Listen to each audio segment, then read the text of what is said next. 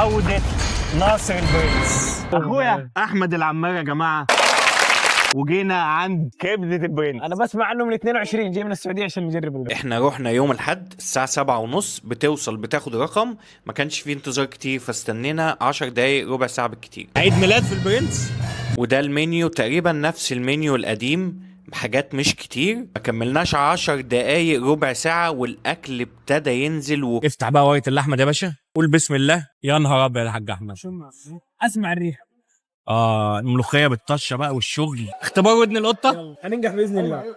اللهم صل على النبي. خش. نجحت في الاختبار. انا حبيتها دي قوي. ورقه اللحمه جامده. شوف الريحه هنا، دي فظيعه. الريحه يلا بينا.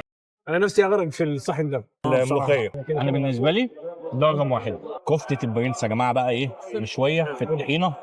اديني عوده البرنس 10 على 10. البرنس زي ما هو مشكل بقى ايه، كفته وكبده في السمنه البلدي. والله العظيم الطبق ده بص يغسلك من جوه كده.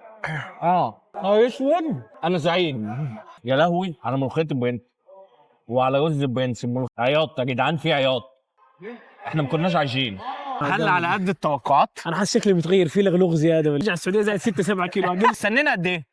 10 دقائق ربع ساعه بالكثير. بس البرنس نفس الاكل بتاع زمان. ملوخيات.